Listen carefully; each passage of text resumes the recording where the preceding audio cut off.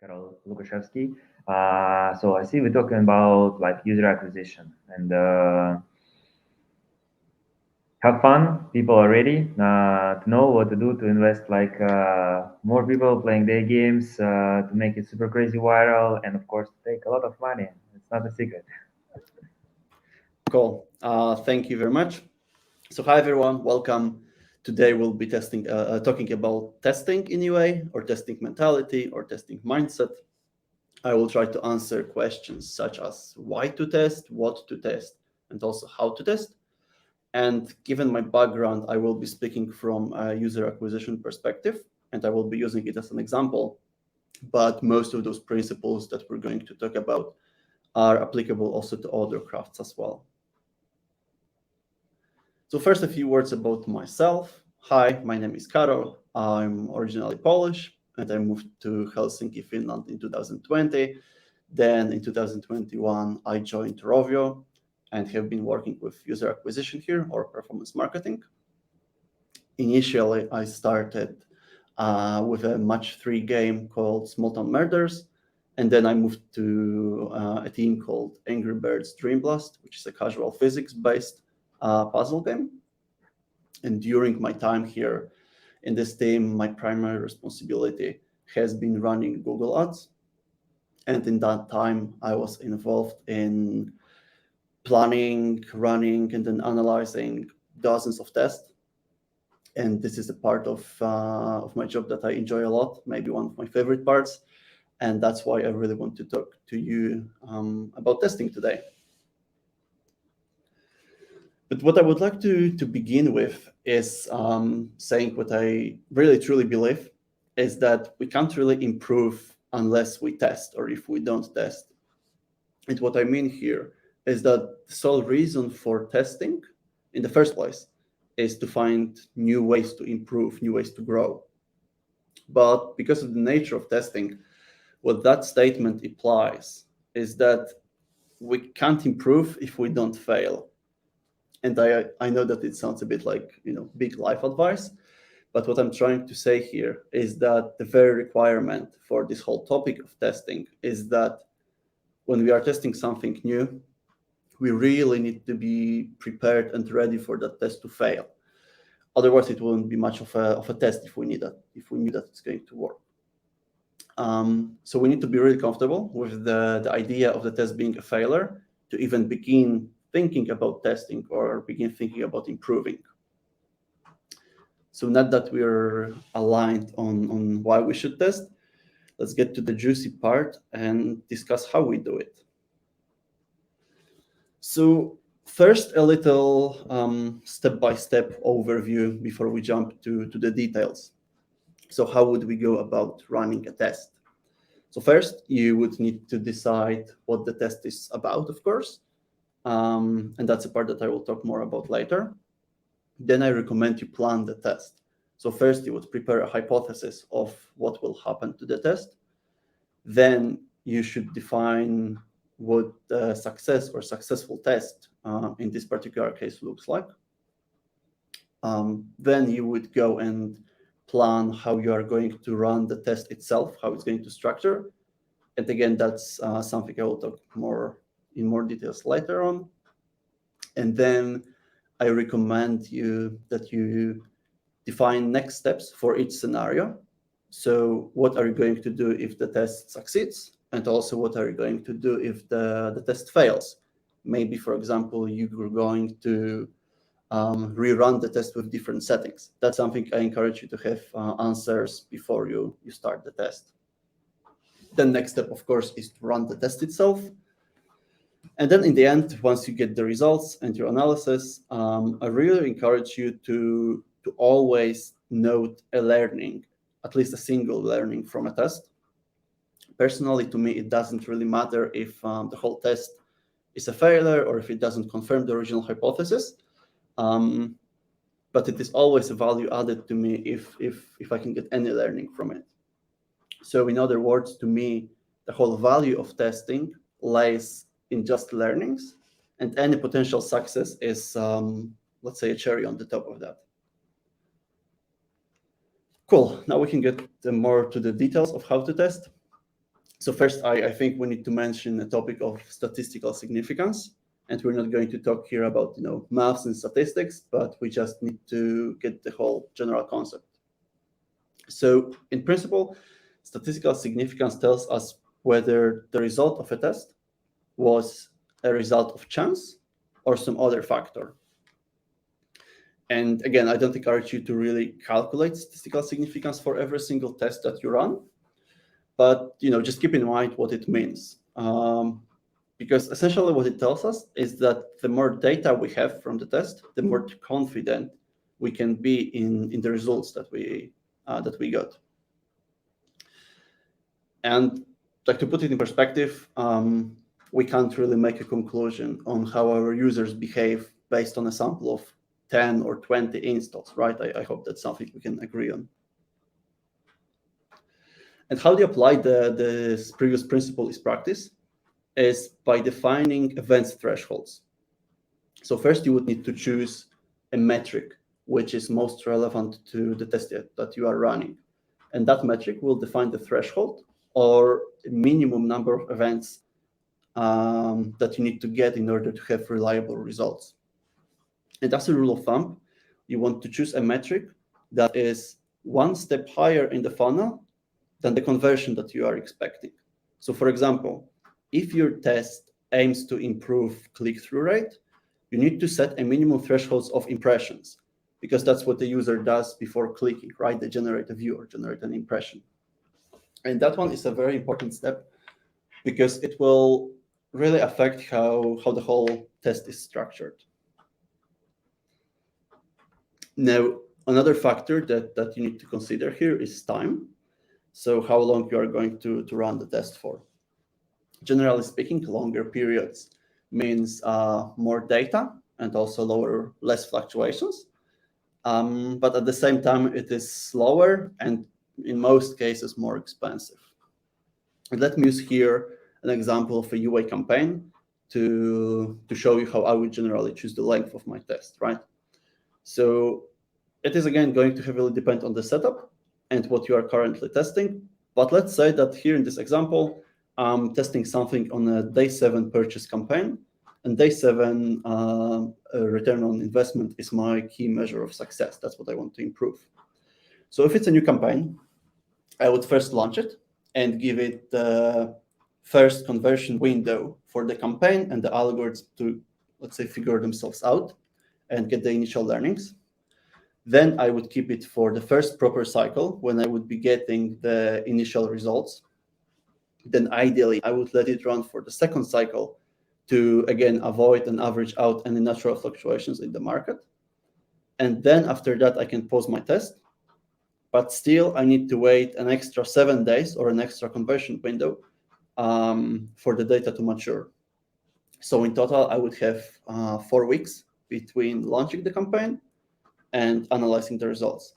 And if I was using a 3 days purchase event instead of 7 days, then each of those cycles would last 3 days. And in the end, the whole process would take, less than 2 weeks. So now that we know about those two components, so events thresholds and test period, this allows us to answer a very rudimentary question of how much is it going to cost, right? And we have a very simple formula for that. It's the number of events times cost per event multiplied by the days that we plan to run it. So events here are, number of impressions or installs or purchases or any event that you define. The number of those is going to be determined by statistical significance, so the thresholds that we defined, that we discussed before. That multiplied by expected cost per event. So CPI if install is your measure, or cost per action if it's something further down the funnel. And this you may need to often guesstimate, and you can take information on that from maybe some past campaigns that you run, or some market benchmarks, or maybe you can talk to your peers or get recommendations from your account managers and so on. And that multiplied by time gives us the total budget for the test. Cool. So with all the how-tos out of the way, we can get to what to test. So let's first talk about how to get new ideas for the test that you want to run. And of course, there's many methods for idea generation in general, but I want to introduce you to a concept of deconstruction. It's a quite simple and pretty fun to use one. So what you would do is you take an object of your test. So in my case, it's a UA campaign, and examine what it is made of, or you strip it to its core components or the elements that make this object, right? And each of those elements that you singled out is a separate variable that you can make into a test. And it's probably better if I show it to you on an example. So here, let's look at a typical UA campaign on Google Ads, right? And a campaign promoting your game. So what are the elements of a campaign, or what does the campaign consist of? Well, in very simple terms, we have first its primary goal, so what the campaign is optimizing towards. Then we have a bunch of settings, so budget, bid, all the targeting options. And then we have a set of creatives. In Google case, it's ad groups. And each of those elements have a set of variables that you can adjust when you start a campaign or when you run a campaign. And because of that, they can be a ground for testing, or each of them can be a ground for separate test. But if we take the approach of deconstruction, you would get even a step further and reduce all of those elements to smallest possible elements, right? And with every next layer you go, you're going to be discovering more and more variables that that again can be a ground for a test. So if we focus here only on creatives, you can break down the ad group to different types of assets, right? Video, text, image, playables. And then each of those asset types will have their own unique set of characteristics or variables. So for example, text assets here, so headlines and descriptions in Google, you can have different number of them. They can be of different length. They can be in different languages. They can convey different message, be written in a different tone, etc.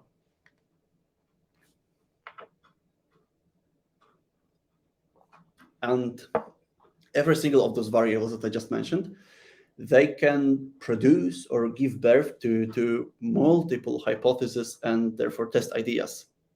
And I don't want to go through all the examples here, but on text assets alone, you can, for example, test whether having the minimum number of assets works better than having the maximum number of assets, or whether translating them makes a difference, or maybe is English just good enough, and many more of those.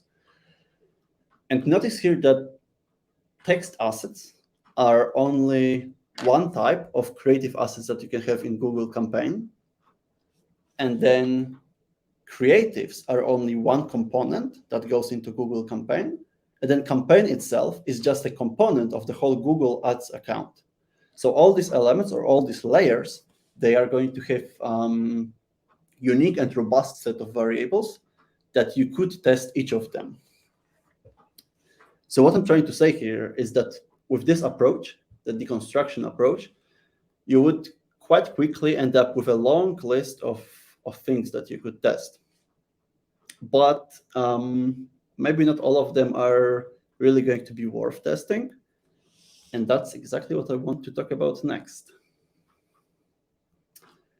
Cool. So now that we have plenty of ideas for the next test, maybe you can realize that you can't really test all of them, or maybe at least not all at once. So in order to choose which of those ideas you would test first, or you would test at all, I suggest that you evaluate all of them and categorize them in terms of the test's potential impact as well as cost. With cost here being not necessarily budget, but resources in general. So maybe time spent on planning and implementing the test, or number of people involved in the project, things like that, resources. So with that, you would end up with 4 categories. First, we have the absolute best ones, so highly impactful tests that don't really require much resources. You could call them, easy wins or low-hanging fruits.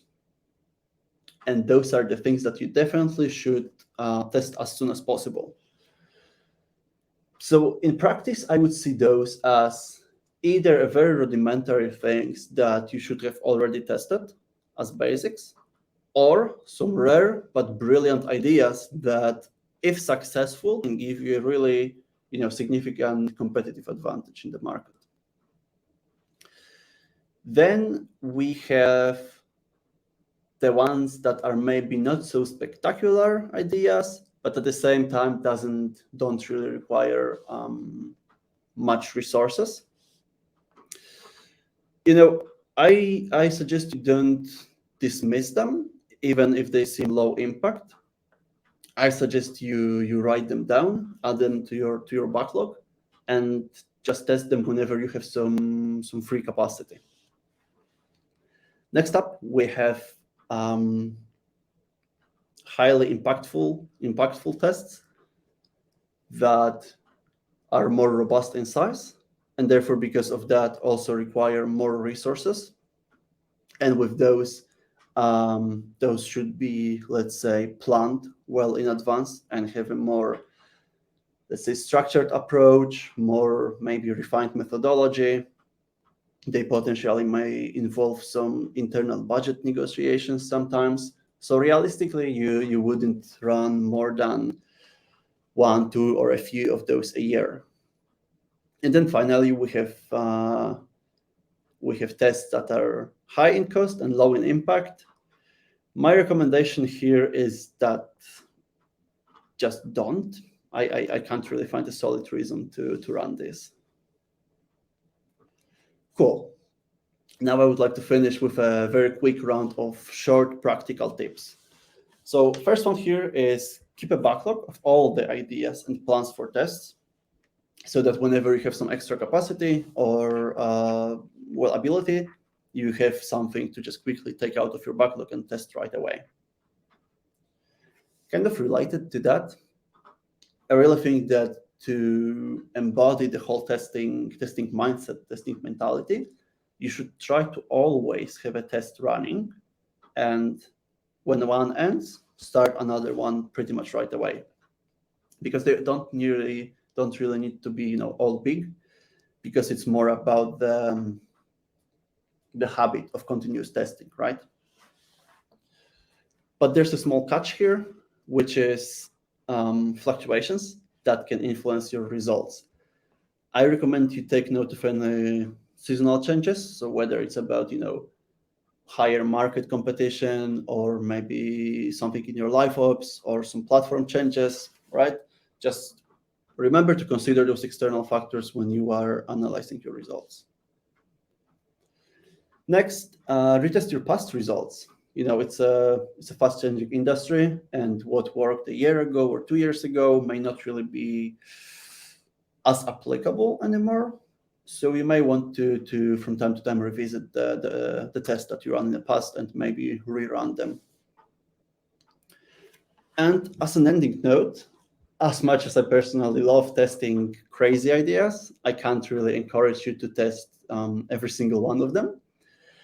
But what I do encourage you here is not to dismiss any idea that sounds a bit too crazy to test, or sometimes to me, my ideas sound a bit too stupid to test, but rather just write them down, and from time to time, try to find an opportunity to give them a chance.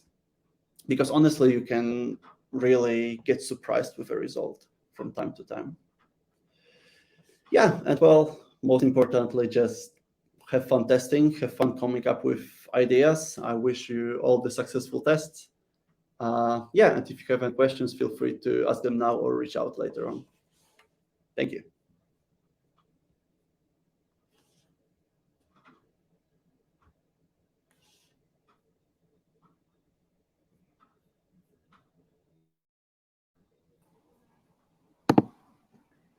Yeah, Karol, thank you very much for your speech.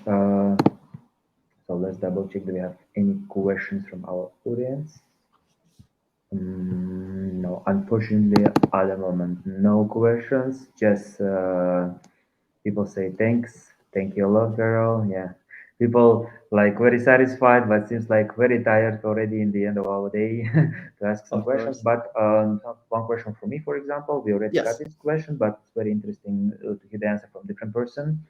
So, what kind of like software or services do you use for work, like for user acquisition, like Google Ads, Facebook Ads, something else maybe? Yeah. So when it comes to user acquisition specifically, of course, all the big players, Meta, Google Ads, pretty much you name it, we probably tested it at some point or are planning to test.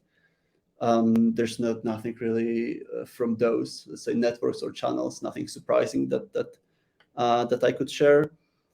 From more, let's say, collaboration approach, we really recently found very helpful to work with Trello. Trello board, I believe it's a Kanban board, but in a very simplistic design. I find it much more usable than most of the, let's say, competing products, especially if it's for close collaboration for very few people on a particular project. Yeah, that's a personal recommendation. Thank you. Also, I want to know about bad experience that you got in your practice. This is something that happens to all of us, and usually bad experience is a very good feature not to repeat mistakes in the future. So, if there is something that you could tell us about any situation that happened when you said like in the end, okay, today I learned. Yeah, I wish I knew about this question before, because there's just so many that it's hard to keep track of them. But maybe the most, let's say, basic one from a UA person is what probably every UA person with experience will tell you, that someone will make this mistake at some point. You just need to be mindful about the decimal places when you are, for example, setting budgets or setting bids. Budget is probably the most crazy one, right? You wouldn't want to set, I don't know, 50,000 instead of 5,000 daily budget for your campaign. That would probably get you in trouble. I had some experience, with that, but not as extreme. But yeah, overspending, campaigns overspending due to my human error is probably the most common mistake I make. Not the worst, but the most common.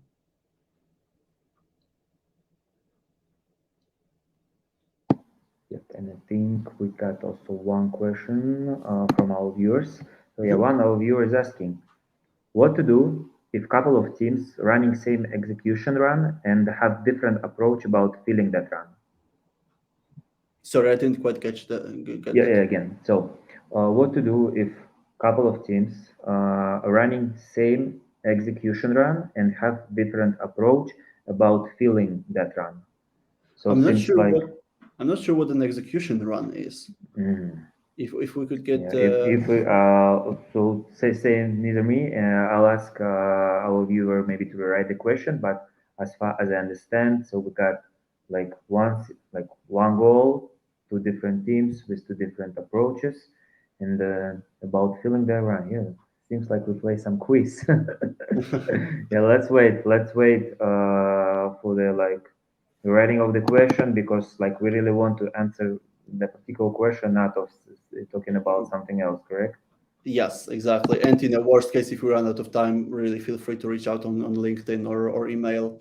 Yes. If I can't cover something here in details, I'm happy to Yeah, we catch up got afterwards. the continue of the question. So yes, on validation, for example, a couple of teams work together in collaboration. So again, let me take the whole question, like to make it clear as possible. What to do if couple of teams running same execution run and have different approach about filling that run? On validation, for example, couple of teams work together in collaboration. Hope it's better for you now. No, I'm sorry. I'm still not quite getting it. I understand that it's about team collaboration with different goals, or Uh, things seems like so the working collaboration. Is it about I don't know. So Alexander, the person who texted us a question, yeah, could you please make it more specific, please? Seems like we are like hosting site also kind of tired already today, but now we're going to do our job till the end. But So quickly, while we're waiting, one thing I can recommend about yes. collaboration, kind of aligning more on goals, is that I grew to appreciate the, let's say, team building activities, right? Mhm. And people getting closer outside of work. It really helps to bring another perspective and sort of enables people to get on the next personal level if they feel very comfortable within the team itself. Mhm. Yeah, thank you. And by the way, about like career and human communication, we got like one question more. What advice would you give to a specialist who is just starting their journey in game testing? So for newbies, novice. In UA specifically.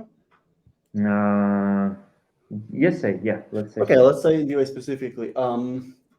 Don't be afraid to question how things are done. Don't be afraid to question how more senior people do things. Of course, don't be mean about it, but inquire why they have a specific approach. Because very often, the approach they have right now comes from their experience they have 3 years ago, and maybe it's not that applicable anymore. And I feel like challenging those is one of the quickest way to grow, um, let's say personally. I mean professionally, but not grow in your next step in career, but kind of Mhm. you feeling more confident in your craft and also being more recognized in the team. I see. Thank you. So, one more question. Sorry, No worries. but for Happy me to. this time, let's it's going to be like the same question, but like more advanced level. Yeah. So, about your story, for example, so originally from Poland, you moved to Finland. You work like for a pretty famous and big company, Rovio. Obviously, almost all of us we know it, and it sounds like very easy, but I bet it was kind of pretty difficult and complicated way for you, to get what you have right now. And nowadays, we got a lot of people who looking for new opportunities because of like all this situation that we have, unfortunately, in our country. And what advice could you give us? Like if there is some experienced person, but before he worked, it's not just about Ukraine; it's about the whole world, right? Like worked in his home country, and then a person decides like to move on or to try himself herself in some like another way, another place, like another country. So it's not just new work; it's going to be like a lot of different things, and a lot of people want to do it by they were afraid, they were scared. And maybe you could give some, some tips, maybe something you understood during, your adventure, like this is possible to Mhm. do like easier, better, and like smarter. So any Oh, hints for us? it's an amazing question that we could have a separate presentation on that alone. Uh, I must say, for me, it was relatively more easy to let's say leave my my previous life behind and move out of the country, because that's something that I had wanted to do before. So I was, let's say, ready for that. Um, Honestly, it's I don't know if it's a good advice, but I think that the only good advice that I can give here, or the best advice that I can give here, is be courageous about it. I know that it's a scary thing, because it's your whole life is starting all over again. But I think that in many cases, I could right now come back to Poland, and coming back would be much more easier than going to another country than Finland, right? Because I still have some contacts there. Of course, I know the language and all of that. So with that said, moving out of the country, I think in vast majority of cases people don't regret that, and they say that it's one of the best thing they did. And I work here with many expats. If not most of people I work with are from other countries that moved to Finland, and they all are saying that it's been a great decision. For many of them, it's the same case as me. That was the first country they moved outside of Finland, outside, sorry, of their home country. And it's not just if they're joining Rovio, but if they're coming, for example, for studies or for something else. Many people, from perspective of few years, say that it's been one of the best things they did in life. And even if someone ends up going back to the home country, they still very much appreciate the experience. So I think it's good to acknowledge that it's a huge change in your life, but also keep in mind that very likely you're going to appreciate that you made that leap and that you had courage to try to find opportunities elsewhere. Yeah. Sometimes people scared of not being perfect, and because of that, like they think that it's better to do nothing because there are some other people who are better in everything, and they have like no chances, to win this race, this competition. And how could we like manage with this, fear of of losing, Oh, I'm probably not qualified to answer to that just Just because absolutely, I fall don't in a the same personal answer. trap, right? So this I is the reason I why I'm think asking you. yeah, I think what helped me is to have someone. Mentor is a huge word, so I don't want to say mentor, but someone who's a bit more senior to you, your colleague, for example, that was in your shoes a few years ago, and talking to them about the feeling of, let's say, inadequacy, right? Or if we have the whole I forgot the syndrome when you are thinking that you're not good as you are in reality. So if someone who is 3 years ahead of you or 5 years ahead of you tells you about all the mistakes that they did when they were at your place, you suddenly start comparing yourself to them from the past, rather than comparing yourself when you're, let's say, a junior or someone early in their career Mhm. to your colleagues that are much more senior and have been doing that for years. Because I think that's especially relevant for people starting in their careers. It's very easy to fall into the trap where they feel like they're not good enough, because they're often not supposed to be good enough, or they're the comparison point, they're choosing it their own. It's not that their employees think that they're not good enough, right? Because if Mhm. they're employed, chances are they are good enough.